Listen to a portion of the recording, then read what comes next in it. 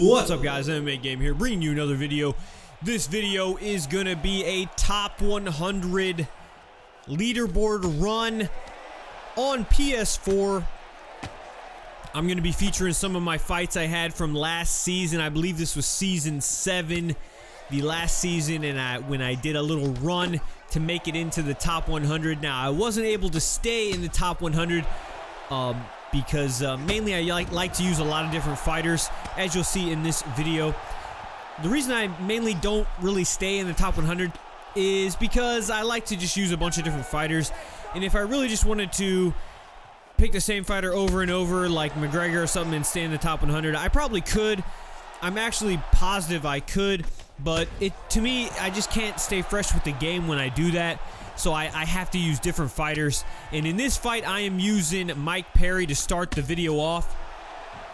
Right here, going up against Cowboy. I have a lot of... I think I might actually start using Cowboy, honestly, because he's a really tricky fighter. His striking is really good. At least, and he's got good kicks and everything. Really good combos, kickboxing combos and stuff. But I knock him out right there for the first fight. And you see my points there. I start the video off. I had already made it up basically to 1,500 points or so. In this next fight, we are using Chad Money Mendez going up against Zabit. And in this season, it was, you know, they didn't have the new takedowns, but I was still using Money Mendez as I get that beautiful sway right there and just ghost him. But we get up against the fence and we slam him down. If you get good with Chad Mendez at featherweight, I do think he's a viable option, but you really have to account for his lack of reach. So if you can somehow make up for that and you're really good at getting into the grappling, I would highly recommend using Chad Mendez, because his ground and pound and also his choke submissions are just absolutely deadly. And as you can see right here, I get my opponent into the crucifix, and it is a wrap for Zabit right there. We are making our way up. We're at 130 right now. All right, we're getting into the next fight right here on our road to 100. It is Showtime Pettis. I'm using this fight going up against a Justin Gaethje. And it's always tricky when you go up against Justin Gaethje about what type of style you want to use against him, because he's so durable. Do you want to attack his legs? But see, the risk in attacking his legs is if he checks your legs, he has really good leg kicks himself, so you could actually damage your own legs. So Justin Gaethje's tough to go against, but I'm throwing crazy cartwheel kicks like a madman in this fight. As you can see, throwing knees up against the fence, and it is going to be a wrap in the third round right there. It took 3 rounds to get rid of Justin Gaethje. He's so durable, you know. You can't really get rid of him too fast. With some fighters you can, but right there we make it up. Moving up the rankings, and we are picking Jose Aldo for this next fight, going up against Daniel Hooker, coming off a huge fight for him. Spoiler alert. If you didn't see it, Daniel Hooker actually got some crazy damage in his last fight, but he lands a huge head kick on us right there and goes into the clinch, but Jose Aldo wants none of it. We get the deny.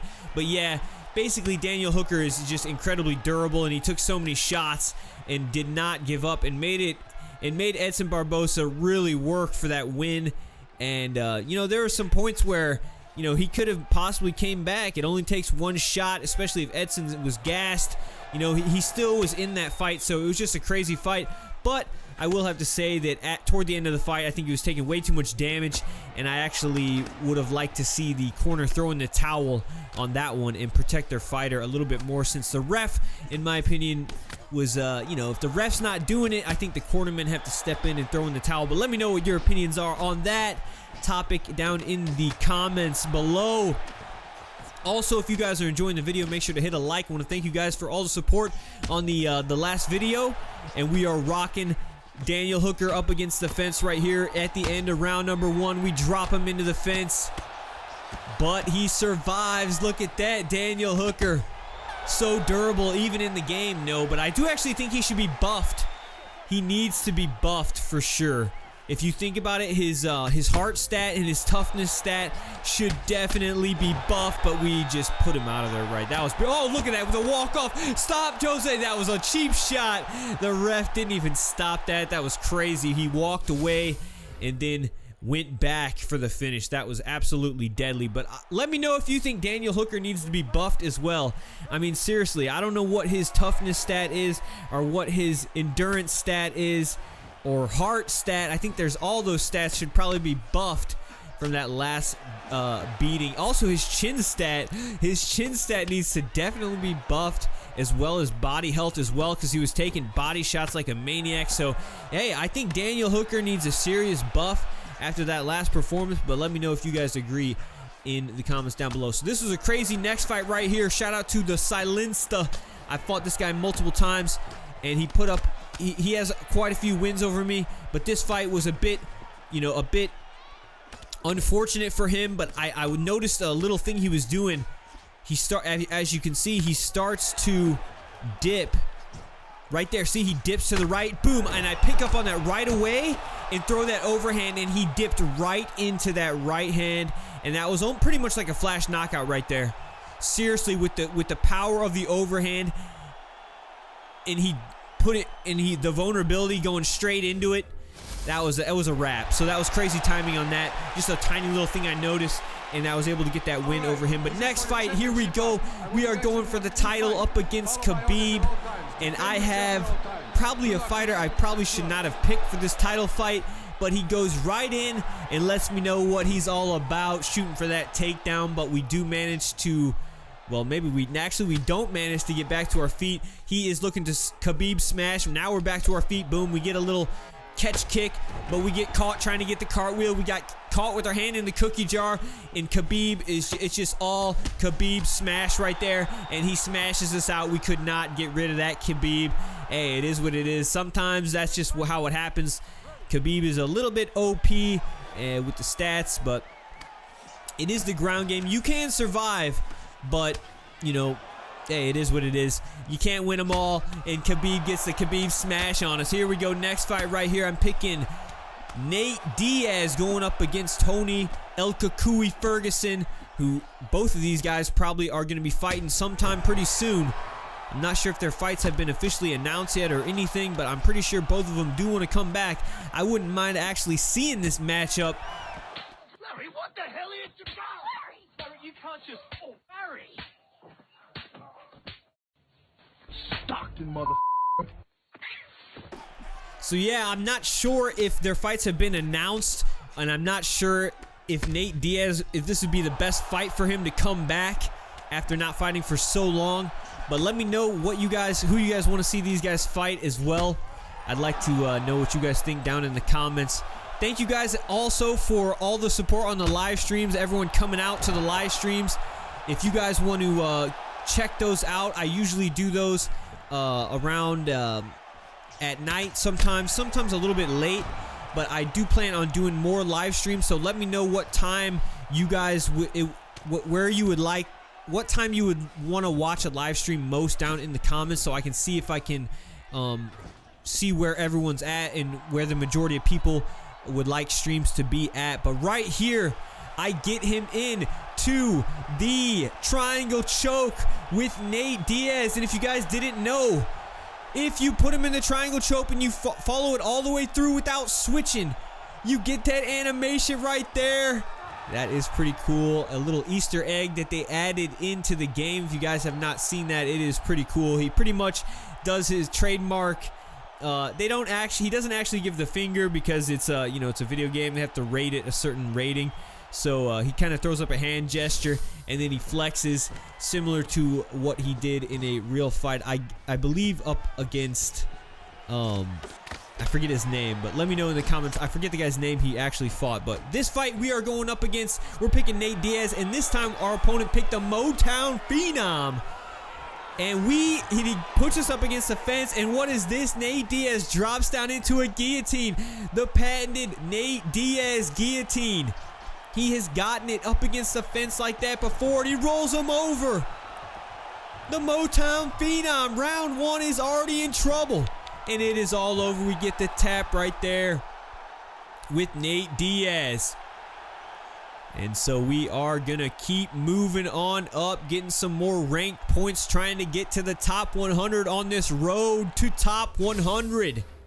Look at that. We're 101. Oh, we got so close. And next up, we are going up against one of the stream supporters, one of the guys who's been out on the streams and been supporting a lot. That is the Dark Knight. So big shout out to you, Dark Knight. I really appreciate all the support, bro. Me and him have had a lot of fights back and forth. In this one, he's picking Justin Gaethje, and he likes to get a little bit crazy in fights, and you know, I like to get a little bit crazy too. So big shout out to all of you guys who do like to get, you know, a lot of you guys have some of you guys, we have a lot of fights back and forth, not too many, but there's a lot of guys on ranked who have that same kind of wild style where they really, you know, kind of just throw caution to the wind and just start going crazy. And shout out to all you guys who actually do that. You know, not too reckless, but where you're not just playing, you know, super safe. You're kind of going, you're taking risks. So big shout out to all the players like that. You know, boom, he rocks us to the body. We're going back and forth, rocking each other like crazy this fight. It was a war. And I believe that is the end of that round. And I took a lot of damage that round, so you know we're chilling. We're in round number 2 right now. We rock him right off the bat.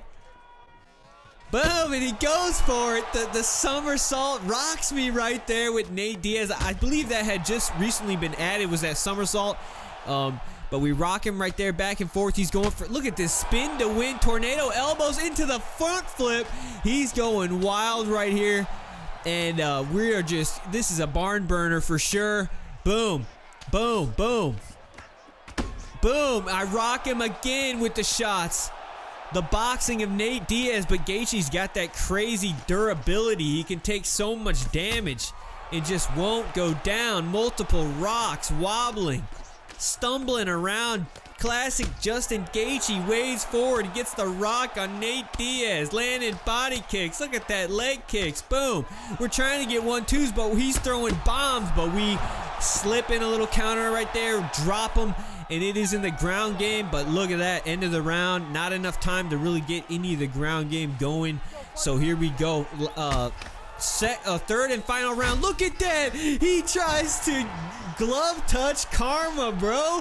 He tries to fake glove touch. He threw out that glove and then threw a front flip. I don't think so. And we make him pay for that. We get him up into the clinch, get the judo throw, and at this point, look at this. Yo, I gotta get this win. We're trying to get to the top 100, so we gotta take him into crucifix and give him the business right there. We knock him out. Yo, big shout out to the Dark Knight again for that fight. You know, usually I probably would have stand and banged, but we were on a road to the top 100. We had to go get into that top 100, bro. So we crack it right there with that crucifix elbow. Nate Diaz. We are gonna check the leaderboards. If you guys enjoyed this video, kick that like button and check it out. There it is. We make it into number 94. And I think that was about maybe the top. Maybe I may have got into the 80s or something like that. But let me know what was the highest rank you guys got in the last season and where you're at this season. Also, follow me on Twitter. Till next time, this has been MMA Game. Peace.